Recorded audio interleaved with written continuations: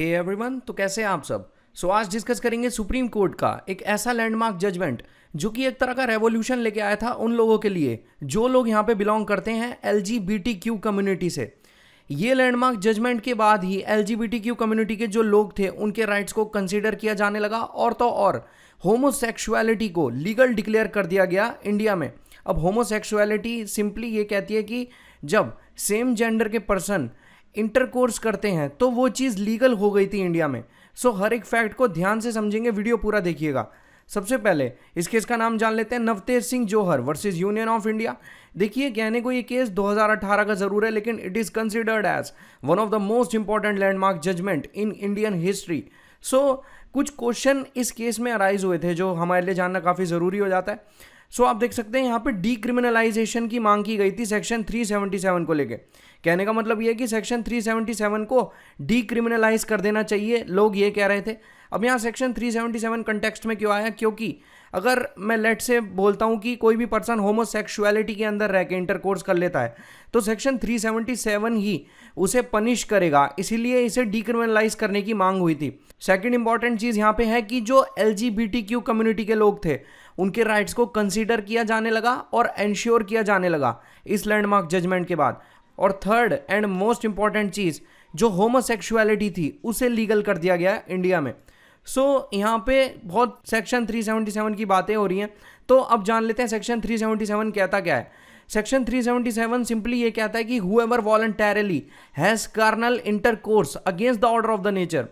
अगर कोई भी पर्सन यहाँ पे वॉलंटरली अपनी मर्जी से सेक्सुअल इंटरकोर्स करता है ऑर्डर ऑफ नेचर के अगेंस्ट, ऑर्डर ऑफ नेचर के विरुद्ध। अब यहाँ ये जो ऑर्डर ऑफ नेचर टर्म है ये काफ़ी इंपॉर्टेंट है। इसका सिंपल मीनिंग होता है कि लेट से ऑर्डर ऑफ द नेचर कहता क्या है कि एक मेल फीमेल के साथ इंटरकोर्स कर सकता है और एक फीमेल मेल के साथ इंटरकोर्स कर सकती है। लेकिन अगर इस चीज़ के विरुद्ध जाके कोई सेक्सुअल इंटरकोर्स करता है, मान लीजिए कोई मेल मेल के साथ इंटरकोर्स करना चाहता है और कोई फीमेल फीमेल के साथ इंटरकोर्स करना चाहती है, या कोई मेल या फीमेल या दोनों एक एनिमल के साथ इंटरकोर्स करना चाहते हैं, एक जानवर के साथ इंटरकोर्स करना चाहते हैं, तो उन्हें बुक कर लिया जाएगा, उन्हें पनिश किया जाएगा under section 377 of Indian penal code में।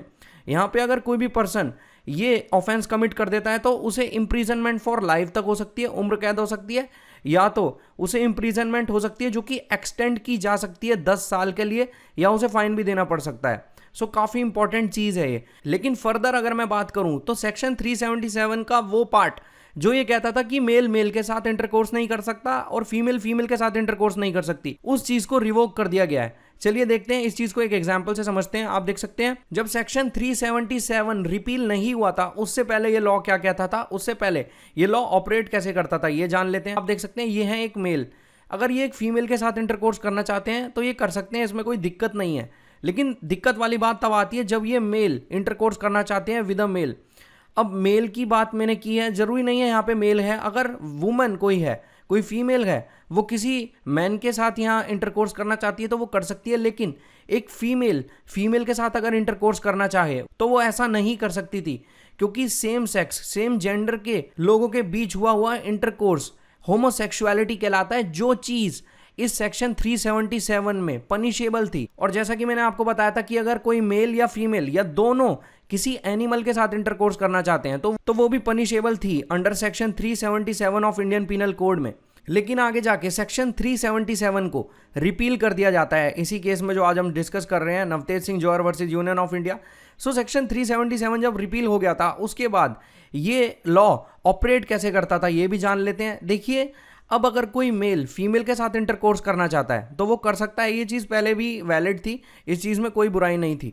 लेकिन वहीं पे अगर कोई मेल चाहे कि वो एक मेल के साथ इंटरकोर्स करना चाहता है तो वो इस रिपील के बाद कर सकता है, क्योंकि यहाँ सेक्शन 377 का वो पार्ट जो होमोसेक्सुअलिटी को क्रिमिनलाइज करता था उसको डीक्रिमिनलाइज कर दिया गया है। तो इसी के तहत जो वुमेन है वो वुमेन के साथ इंटरकोर्स कर सकती है और जो मेल्स हैं वो मेल्स के साथ इंटरकोर्स कर सकते हैं। कहने का मतलब ये सेम सेक्स सेम जेंडर के लोग भी इंटरकोर्स कर सकते हैं। अब वो चीज़ पनिशेबल नहीं है under section 377 of Indian penal code में। लेकिन एक चीज़ है जो रिपील से पहले और रिपील के बाद बदली नहीं, वो यही है कि अगर कोई मेल या फीमेल या दोनों एनिमल के साथ इंटरकोर्स करना चाहते हैं तो वो चीज़ अभी भी प्रोहिबिटेड है। अगर कोई पर्सन ऐसा करता है उसे बुक कर लिया जाएगा under section 377 of Indian penal code में। उसे यहाँ इम्प्रीजनमेंट फॉर लाइफ तक हो सकती है, इम्प्रीजनमेंट एक्सटेंड हो सकती है उसकी 10 ईयर्स के लिए, और तो और उसे फाइन भी देना पड़ सकता है। सो यहाँ जब इस केस की हियरिंग चल रही थी तो ऑनरेबल सुप्रीम कोर्ट ने इंडियन कॉन्स्टिट्यूशन के कई सारे आर्टिकल्स कंसीडर किए थे, तो एक एक करके उन चीज़ों के बारे में भी बात कर लेते हैं। सबसे पहले honourable Supreme Court article 14 of the Indian constitution को कंसीडर करते हुए और आर्टिकल 14 का सपोर्ट लेते हुए ये कहते हैं कि अगर दो कंसेंटिंग एडल्ट्स हैं, मतलब दो एडल्ट्स ऐसे हैं जिनकी सहमति है इंटरकोर्स करने के लिए, हम उनके बीच का इंटरकोर्स सिर्फ इस वजह से नहीं रोक सकते कि वो होमोसेक्सुअल हैं। सुप्रीम कोर्ट का सिंपल वर्ड्स में कहने का मतलब यही है कि हम दो कंसेंटिंग एडल्ट्स के बीच का इंटरकोर्स सिर्फ इसलिए नहीं रोक सकते, सिर्फ इसलिए उस पर प्रोहिबिशन नहीं लगा सकते कि वो जो दो कंसेंटिंग एडल्ट्स हैं जो इंटरकोर्स कर रहे हैं वो है होमोसेक्सुअल, सिर्फ इस बेसिस पे उनके इंटरकोर्स को रोकना अनकॉन्स्टिट्यूशनल है, गलत है। और इस प्रोहिबिशन में ना तो कोई वैलिड इंटेलिजिबल डिफरेंशिया है ना रैशनल नेक्सस है। सो कहीं ना कहीं अगर दो कंसेंटिंग एडल्ट्स हैं जो कि इंटरकोर्स कर रहे हैं और जो हैं होमोसेक्सुअल, अगर उनके बीच का इंटरकोर्स रोका जाता है तो कहीं ना कहीं ये चीज़ वायलेट करती है article 14 of the Indian constitution को, जो कि बात करता है राइट टू इक्वालिटी के बारे में। सो यहाँ दूसरी इंपॉर्टेंट चीज़ जो सुप्रीम कोर्ट ने मेंशन की है, ऑनरेबल सुप्रीम कोर्ट ये कहते हैं कि जो भी ट्रेडिशनल नॉर्म्स हैं, जो भी ऐसे नॉर्म्स हैं जो कि बेस्ड हैं ऐसी मोरालिटी पे, एम्बिगुअस हैं या वेग हैं, मतलब कोई भी ऐसे ट्रेडिशनल नॉर्म्स जो किसी पाथ पे, जो किसी चीज़ पे क्लियर नहीं है, जो किसी चीज़ पे स्पष्ट नहीं है, उन नॉर्म्स को, उन मोरालिटी को हमें रेलिंक्विश कर देना चाहिए, हमें अवॉइड कर देना चाहिए, उन्हें छोड़ देना चाहिए। So honourable Supreme Court further proceed करते हुए article 15 of the Indian constitution का यहाँ सपोर्ट लेते हैं। ऑनरेबल सुप्रीम कोर्ट ये कहते हैं कि आर्टिकल 15 प्रोहिबिट करता है किसी भी तरह का डिस्क्रिमिनेशन जो कि हो सकता है on the basis of sex. देखिए आर्टिकल 15 अगर मैं आपको बताऊं तो आर्टिकल 15 सिंपली यही चीज़ कहता है कि किसी भी तरह का डिस्क्रिमिनेशन, किसी भी तरह का भेदभाव नहीं होना चाहिए on the basis of religion, race, caste, sex या प्लेस ऑफ बर्थ। इन 5 चीज़ों के बेसिस पे कोई भी किया गया भेदभाव प्रोहिबिटेड है under article 15 of the Indian constitution. लेकिन यहाँ पे तो सेक्स के आधार पे, सेक्स के बेसिस पे भेदभाव हो रहा था LGBTQ कम्युनिटी के साथ। तो सुप्रीम कोर्ट आगे बढ़ते हुए ये जो सेक्स वर्ड है आर्टिकल 15 में, इसको आप फर्दर प्रोपाउंड करते हैं और सुप्रीम कोर्ट ये कहते हैं कि जो सेक्स है उसका मतलब बायोलॉजिकल सेक्स तो होता ही है, साथ ही साथ उस सेक्स का मतलब होता है सेक्सुअल ओरिएंटेशन। देखिए बायोलॉजिकल सेक्स अगर मैं आपको बताऊं तो एक एग्जांपल से अगर मैं आपको ये चीज़ समझाऊं तो मान लीजिए अगर एक पर्सन है वो एज अ मेल पैदा हुआ है, एज अ मेल उसने जन्म लिया है, तो उसका बायोलॉजिकल सेक्स होगा मेल। वहीं पे अगर कोई लड़की है उसने बर्थ लिया है एज अ फीमेल, तो उसका बायोलॉजिकल सेक्स कंसिडर किया जाएगा एज फीमेल। लेकिन यहाँ पे सेक्सुअल ओरिएंटेशन ये टर्म थोड़ी अलग हो जाती है। सेक्सुअल ओरिएंटेशन का सिंपल मीनिंग होता है सेक्सुअल प्रीफरेंस। सेक्सुअल प्रीफरेंस मतलब एक पर्सन कौन से जेंडर के पर्सन के साथ इंटरकोर्स करना चाहता है, इस चीज़ को एक्सप्लेन करती है सेक्सुअल ओरिएंटेशन। ये काफ़ी इंपॉर्टेंट चीज़ है। सो मान लीजिए अगर एक पर्सन है वो मेल है, वो सेक्सुअल प्रीफरेंस रखता है अपनी टुवर्ड्स मेल, कि एक मेल पर्सन अपनी प्रीफरेंस रखता है कि वो इंटरकोर्स करना चाहता है एक मेल के साथ। ये चीज़ भी यहाँ पे टोटली एडमिसिबल है। देखिए सेक्सुअल ओरिएंटेशन, सेक्सुअल प्रीफरेंस के यहाँ कई और मीनिंग भी हो सकते हैं। मान लीजिए कुछ ऐसे पर्सन होते हैं जो अपना सेक्स खुद चूज़ करना चाहते हैं। अब आप बोलेंगे ये कैसी बात हो गई। देखिए कई बार कुछ ऐसे पर्सन्स होते हैं जो पैदा तो मेल हुए होते हैं, लेकिन आगे जाके लाइफ की किसी स्टेज पे उन्हें लगता है कि वो फीमेल हैं, जिन्हें हम अक्सर ट्रांसजेंडर भी कहते हैं। अक्सर वो अपने कुछ बॉडी के पार्ट्स यहाँ कट करा लेते हैं जिससे वो यहाँ एक जेंडर से दूसरे जेंडर में ट्रांसफॉर्म हो जाते हैं। लेकिन कई बार जो LGBTQ कम्युनिटी के लोग होते हैं, पर्टिकुलरली अगर मैं होमोसेक्सुअल्स की बात करूँ, तो यहाँ पे उनको काफ़ी तरीके के डिस्क्रिमिनेशन झेलने पड़ते हैं, एक्सप्लॉयटेशन उनका किया जाता है सिर्फ इस चीज़ की वजह से क्योंकि वो सेम सेक्स या सेम जेंडर के लोगों के साथ इंटरकोर्स करना चाहते हैं। लेकिन यहाँ ऑनरेबल सुप्रीम कोर्ट ये कहते हैं कि जो होमोसेक्सुअलिटी है जो कि कवर होती है अंडर सेक्सुअल ओरिएंटेशन और सेक्सुअल प्रेफरेंस, वो चीज़ बिल्कुल फाइन है, वो चीज़ बिल्कुल ठीक है। अगर एक पर्सन चाहे तो वो सेम सेक्स के, सेम जेंडर के पर्सन के साथ इंटरकोर्स कर सकता है। और अगर सिर्फ इस बेसिस पे, सिर्फ होमोसेक्सुअलिटी के बेसिस पे किसी पर्सन के साथ डिस्क्रिमिनेशन होता है तो कहीं ना कहीं ये उस पर्सन के आर्टिकल 15 का वॉयलेशन है। जिस पर्सन के साथ डिस्क्रिमिनेशन हो रहा है, अगर किसी पर्सन के साथ सिर्फ सेक्सुअल ओरिएंटेशन के बेसिस पे डिस्क्रिमिनेशन होता है तो कहीं ना कहीं ये उस पर्सन के आर्टिकल 15 का इन्फ्रिंजमेंट है।